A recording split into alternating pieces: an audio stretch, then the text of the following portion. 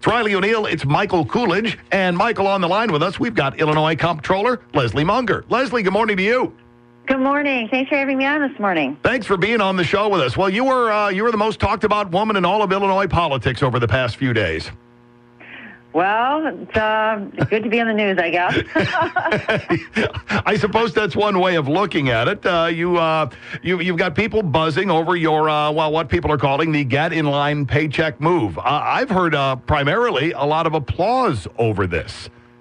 You know, this is really something that's been building for a long time. I've been trying to figure out what I can do. Everywhere I go, I talk to social service groups. I talk to university leaders and our community colleges where we cannot pay them.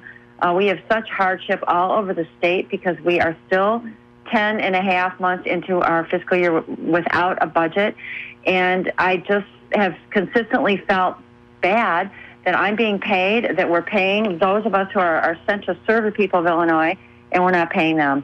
And it really prompted me to get in and look at the law and the statute that I have to operate under. And I believe I found a legal way to get all of us on a level playing field. I think it's only fair that if everyone else has to wait for their pay from the state, then we should wait too. And how would it work exactly? This is Michael Koolidge, by the way. Great seeing you just on Saturday in Chicago. Hi, Michael. Yeah.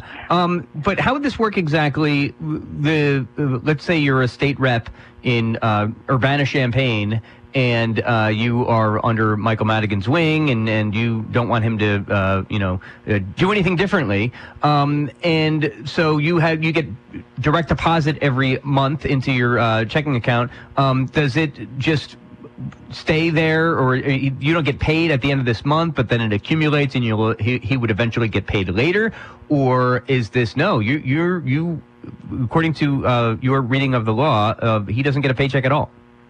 And I just want to be completely clear on how this is going to work. When Governor Quinn was in office, the legislature voted themselves continuing pay, even in the absence of a budget. And I've actually been following that law this whole year, paying everyone on time, because that's what I believe the law required me to do. But as the comptroller, I need three things to make a payment. I need the legal authority, which that law gave me. I need the voucher, the bill, but I need the cash, which we do not have. And so what I've done with respect to my announcement is I will be paying the legislators their salary, and we will run the payroll on the due date, so our next pay date, and it includes constitutional officers too. So I'm putting myself in this same pile of paychecks that are going to be delayed. We'll run those payrolls on April 30th as required under the law. But then instead of paying them immediately, they will go in line with all the other states' bills and wait for payment. And when we get to the point in the future when we're paying the bills that were processed on April 30th, then the legislators and the constitutional officers, we will all get our paychecks. Right now, we are looking at about a 2-month delay, and as we move through the fiscal year and get to the end without a budget, we expect that delay will increase if we do not start reining in our spending and start paying down our backlog of bills. And when we look at the backlog, I was looking at a report that came out of your office that gave the numbers between July of last year and March of this year, and how much money went out. 6-point-some million for House member salaries, $3 million for Senate salaries, leadership stipends at $1 million, for a total of $10.3 million. Annually, we spend about $15.3 million in all these payments. It's about $1.3 million every month that gets paid out.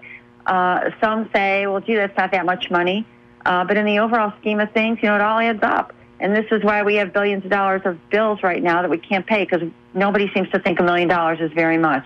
It's a lot to a social service organization that's waiting for payment, or a small business that we haven't been able to make a payment to in months. So, and I think really fundamentally it's about being fair. Why should those of us who are sent to serve the people of Illinois be paid on time when our lack of action in getting a budget in place, which is our constitutional duty to do that, is putting everyone else in such dire straits? You know what is a lot of money is $900 million. And according to the Associated Press, Illinois spent more than $900 million on late payment penalties over the last 6 years because of the state's inability to pay its bills on time. That's almost a $1 billion, all in just late penalties. Yeah, I mean, this is just an example. I mean, there's so much in the stat about this is terrible, we need, the governor's fault. This has been a problem for years. Really, we've not had a balanced budget in Illinois since 2001. There have been all sorts of games that made the budget look balanced, but really every single year we have spent money that we did not have since then, moving bills from one year into the next, borrowing to plug budget holes. Now we owe interest on all that debt. And we pay 1% per month interest, late fees, on all bills that are in the state longer than 90 days. And so over the years, this has built up. This year, because we are running such a backlog so consistently, we expect that late fee charge to be in the neighborhood of about $400 million, so nearly $500 million in this year alone. Wow. We're spending some time with Illinois State Comptroller Leslie Munger, looking at some of the other numbers here. We're set to spend $1.2 billion more than we did last year, but we're going to bring in about $5 billion less. Is that right with the expiration of the tax? That is correct. We have $5 billion less in revenue as a result of the sunset of the tax increase. We are running our state by court orders and consent decrees right now, and those are requiring us to make payments based on fiscal 15 levels, so already at a level $5 billion higher than we had coming in. And then some of those orders actually require us just to maintain services, and so we've actually in some cases spent more than we spent in 2015 because we don't have a budget in place to constrain our spending. And we are expecting it by the end of June, the end of our fiscal year, probably to have $10 billion in unpaid bills backed up. And then when you consider the 2 months following that we usually bring bills in, we call it our lapse period where fiscal 16 expenses continue to come in. We're probably even closer to $12 billion.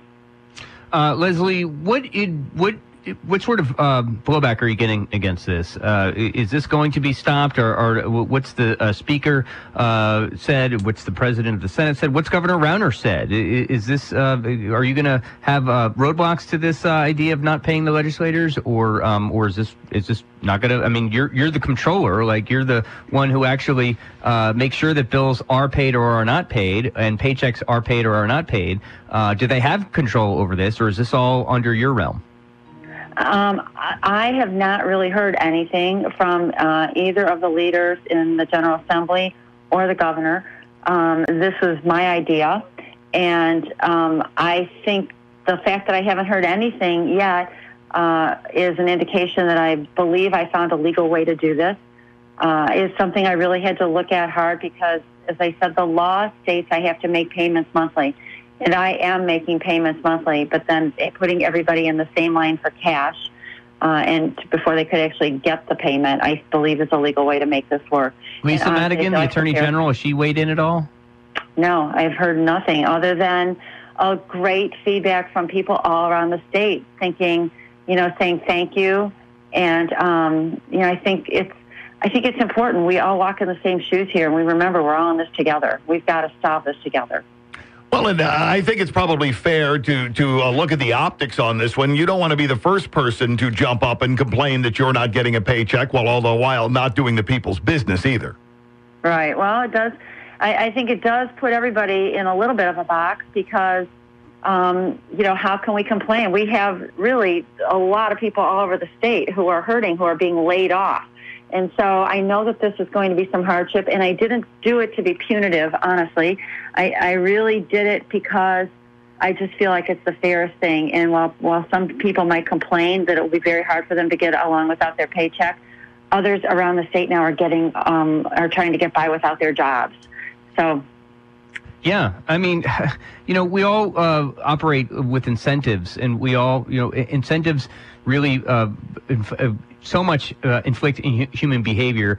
And you would think that the balanced budget amendment in Illinois, which was passed decades ago, would be the incentive to not get $15 billion or $20 billion or thereabouts in debt. But there is no incentive to do this. So maybe this is a slight incentive for legislators to say, wow, we really need to get our act together here and compromise some way, or we're not getting paid. I will say, I think one big incentive, and it's been very frustrating to me to watch the lack of urgency going on in Springfield at working together to get a budget passed. And the legislature continues to pass bills that allocate more spending but do not put the funds with it to be able to make the payment. And by doing that, it just lengthens the bill backlog. It just lengthens the time that it takes for us to pay people in line for bills. And this is certainly a disincentive for that, because if we continue down that path, it will just take me longer to get to the point in line where we run the payroll. Got a couple of more minutes with Illinois Comptroller Leslie Munger. Have you gotten a call from any of your opposite numbers in any of the other 49 states who took a look at this and went, hey, wait a minute, maybe I could get people's attention in my state with a similar move? I have not. As I said, I've really been just talking to people around the state yesterday and today. And generally what I hear is great feedback and a lot of thank yous, particularly from those organizations and people around the state who've been waiting months for payment from our state. And you, of course, are going to be on the ballot this fall. This is not a race that gets a whole lot of attention because of the presidential race, and we've got the Senate race here in Illinois, but you're up for election, too, for technically the first time, right? I am. I was appointed to this position to fill the shoes of Judy Bartopinka, very large shoes to fill in our state. But I was supposed to be a 4-year appointment. The legislature and former governor made it a 2-year, so I am on the ballot this November. And it's a lot to run a statewide election and also navigate all these issues in the state, given no budget. So I just decided I'm going to try and be the best comptroller I can be and focus on that, and hopefully people of Illinois will see fit to send me back for the remaining 2 years of the term. How many times have you had to reinforce your desk so it doesn't collapse under the weight of all those bills the state gets? Oh my gosh! Luckily I don't have them all in my office. They go into my in the comptroller's building. But it is we get thousands of phone calls every week from people wondering where their payments are and if they can be paid at all, and phone calls of just really a lot of hardship. And so I wish I could pay everyone on time. I wish I could pay the people who we cannot legally make payments to at all. But I'm happy that I can at least take a step this way. Hopefully give people an incentive to focus urgently on getting a balanced budget passed. And in the meantime, certainly not put us before them. Real quick, too, mention or remind our listeners, particularly in Rockford, your ties to the Forest City, Rockford, Illinois. Well, my husband, John, went to Guilford High School and spent his teenage and later years there. My mother-in-law still lives there, and we have a lot of friends, John and I do, from his high school years still living in Rockford. So we get out there quite a lot for family and related things. So we love Rockford. Outstanding. Well, Leslie, hopefully what you've done here will get some people jump-started in the right direction. I applaud the courage it took to do it, and really appreciate you taking time out of what we know is a busy day to spend some time with us. Thanks so much for having me on today. I really appreciate the opportunity. You got it. Take care. There's Illinois Comptroller Leslie Munger.